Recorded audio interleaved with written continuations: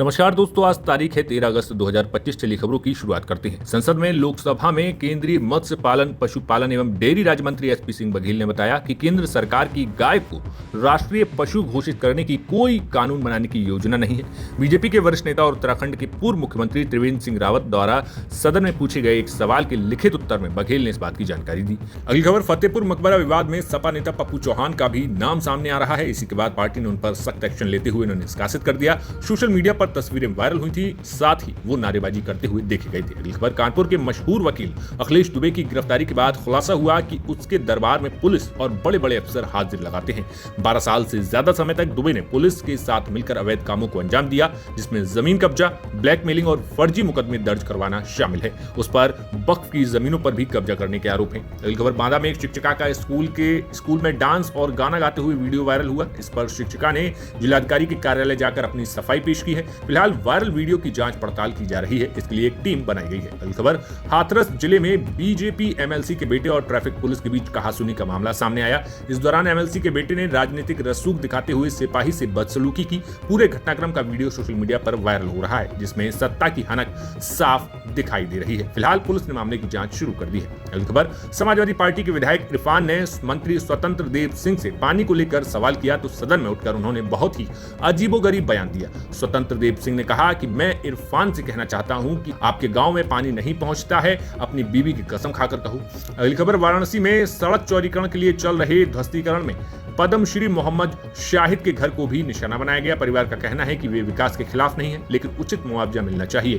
प्रशासन केवल भवन निर्माण का मुआवजा दे रहा है, जबकि परिवार जमीन के मुआवजे की मांग कर रहा है।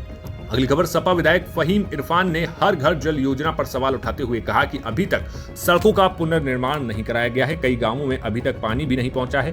पर इस पर योगी के मंत्री गुस्सा गए और सपा विधायक से बीवी की कसम खाने की बात कह डाली। इसके बाद विधानसभा में हंगामा शुरू हो गया। अगली खबर, फतेहपुर में मकबरे पर चढ़ने को लेकर राजनीतिक घमासान मचा हुआ है। समाजवादी पार्टी ने बीजेपी पर आरोप लगाए। कांग्रेस ने मजार की मरम्मत और दोषियों पर कड़ी कार्रवाई की मांग की। इस घटना में कई लोगों के नाम एफआईआर में दर्ज किए गए हैं और सपा ने अपने एक नेता को भी निष्कासित कर दिया है।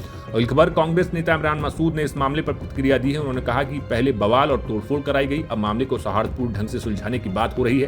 उन्होंने अपील की कि समाज में नफरत ना फैलाई जाए, क्योंकि इसका खामियाजा आने वाली पीढ़ियों को भुगतना पड़ेगा। अगली खबर, महाराजगंज जिले में शिक्षा विभाग की समस्याओं को जानने के लिए सोमवार को जिलाधिकारी की मौजूदगी में ऑनलाइन मीटिंग बुलाई गई, लेकिन बैठक के दौरान अचानक एक शख्स ने स्क्रीन पर अश्लील वीडियो चला दी, जिससे अफरा तफरी मच गई। मीटिंग तुरंत रोक दी गई और IT टीम के जरिए जांच शुरू कर दी गई कि ये व्यक्ति कौन था और बैठक में कैसे शामिल हुआ। अगली खबर, समाजवादी पार्टी संभल के सांसद जियाउर रहमान बर्ग के मकान पर बिना नक्शा पास कराए मकान बनाने के आरोप साबित होने के बाद उप जिला मजिस्ट्रेट की कोर्ट ने कड़ा आदेश जारी किया है। सांसद को मकान के मामले में 30 दिन का अल्टीमेटम दिया गया है। इस दौरान सांसद को साक्ष्य देने के लिए अंतिम मौका भी मिला है, लेकिन अब तक उन्होंने अपने नाम न होने या मकान पुराना होने का साक्ष्य कोर्ट में नहीं दे पाए हैं। इसके चलते प्रशासन ने 1,35,000 का जुर्माना भी लगाया है। अगली खबर, बिहार में मतदाता सूची के विशेष गहन पुनरीक्षण को लेकर सुप्रीम कोर्ट में आज सुनवाई हुई। जस्टिस सूर्यकांत और जस्टिस जॉय माल्या बागची की बेंच ने एक-एक कर सभी पक्षों को सुना और बीच-बीच में अहम टिप्पणी भी की। इस दौरान चुनाव आयोग की ओर से राकेश द्विवेदी ने अपनी बातें रखी। योगेंद्र यादव ने भी व्यक्तिगत तौर पर अपनी दलील पेश की। अगली खबर, कानपुर में महिला का ऑडियो वायरल हो रहा है। वायरल ऑडियो में महिला डीएम के बारे में अपशब्द का प्रयोग कर रही है। ये ऑडियो कथित तौर पर जिला समाज कल्याण अधिकारी का बताया जा रहा है। हालांकि अधिकारी ने ऑडियो में अपनी आवाज होने से इनकार किया।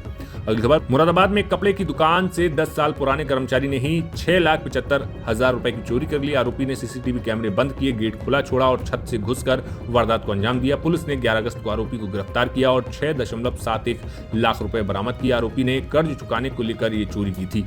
अगली खबर, बरेली के फरीदपुर स्थित सहकारी बैंक में हुए 1.80 करोड़ रुपए के घोटाले में फरीदपुर शाखा के निलंबित प्रबंधक गौरव वर्मा को गिरफ्तार कर लिया है। पूछताछ में वर्मा ने 80-90 लाख के गबन का खुलासा किया और साथ ही लिपिकों चंद्र प्रकाश और दीपक पांडे का नाम लिया। गबन में किसान सम्मान निधि और विधवा पेंशन योजना के धन का उपयोग किया गया है। अगली खबर, समाजवादी पार्टी प्रमुख अखिलेश यादव ने कहा कि सांप्रदायिक राजनीति से देश का ज्यादा नुकसान हो रहा है। बीजेपी से पूछिए कि भारत की जमीन 2014 में क्या थी और 25 में भारत का क्षेत्रफल कितना है, ये जवाब नहीं दे पाएंगे। अगली खबर, जौनपुर के DM doctor Dinesh Chandra social media पर अपने अनोखे अंदाज और विवादास्पद बयानों को लेकर चर्चा में रहते हैं। इस बार वे सूट बूट में घास काटते हुए नजर आए। सोशल मीडिया पर उनका ये अंदाज तेजी से वायरल हो रहा है। अगली खबर, उत्तर प्रदेश सरकार की कुक्कुट विकास निधि के तहत अब पोल्ट्री फार्म लगाने वालों को 10 साल तक मुफ्त बिजली मिलेगी। इसी के साथ बैंक से लोन लेने पर ब्याज भी सब्सिडी मिलेगी।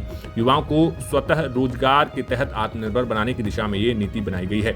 अगली खबर, मेरठ में एक मुर्गा कारोबारी ने अपने 2 कर्मचारियों को बेरहमी से पीटा। फिलहाल पुलिस एक्शन में आ गई है। पुलिस पीड़ितों की तलाश में जुटी हुई है। पीड़ितों की पहचान हो जाने के बाद आरोपी पर सख्त कार्रवाई की जाएगी। अगली खबर, नोएडा में पुलिस ने एक फर्जी पुलिस दफ्तर का भांडाफोड़ किया। संपत्ति विवाद सुलझाने के नाम पर आरोपियों ने नकली थाना खोल रखा था और लोगों से ठगी की योजना बना रहे थे। मामले में सीबीआई और ईडी भी जांच कर रही है, क्योंकि आरोपियों के नेटवर्क और अन्य राज्यों से भी जुड़ाव की आशंका है। पुलिस ने ऑफिस से नकली वर्दी, फर्जी दस्तावेज और स्टैंप बरामद किए। बढ़ते हैं नेशनल खबरों की तरफ, तो केंद्रीय अन्वेषण ब्यूरो ने मंगलवार को तमिलनाडु में बड़े पैमाने पर छापेमारी की। ये कार्रवाई 120.84 करोड़ रुपए के बैंक धोखाधड़ी मामले में की गई, जो मद्रास हाईकोर्ट के आदेश पर दर्ज हुआ था। मामला सीबीआई के बेंगलुरु शाखा में रजिस्टर्ड किया गया है। खबर, हरियाणा के नूह के फिरोजपुर झिरका में 2 पक्षों में हिंसक झड़प हो गई, जिसके बाद कई थानों की पुलिस तैनात किया गया। हिंसक झड़प में कई लोगों के घायल होने की आशंका है। अगली खबर, कांग्रेस सांसद रणदीप सिंह सुरजेवाला ने राज्यसभा से विपक्ष के सांसदों के वॉकआउट पर कहा कि बिहार में एसआईआर के माध्यम से 65 लाख वोट काटे जा रहे हैं। यही प्रक्रिया अब असम में की जा रही है। इसी प्रक्रिया को बंगाल में करने की तैयारी है, यानी पूरे देश में वोट का अधिकार नहीं रहेगा। अगली खबर, सुप्रीम कोर्ट में सीजेआई बीआर गवई की बेंच ने कहा कि 10 साल पुराने डीजल और 15 साल पुराने पेट्रोल वाहनों के मालिकों के खिलाफ कोई दंडात्मक कार्रवाई नहीं की जाए। सुप्रीम कोर्ट ने सरकार को नोटिस जारी कर 4 सप्ताह के भीतर जवाब मांगा है। अगली खबर, आप सांसद संजय सिंह ने सवाल उठाया कि जब से रूस से भारत को कच्चा तेल सस्ते में मिल रहा है, तब से भारत को कितने हजार करोड़ रुपए का सस्ता तेल मिला और कितने हजार करोड़ रुपए की बचत हुई। कच्चा तेल खरीदने से जो लाखों करोड़ रुपए की बचत हुई, उसमें से कितना फायदा हिंदुस्तान के करोड़ों लोगों को मिला है।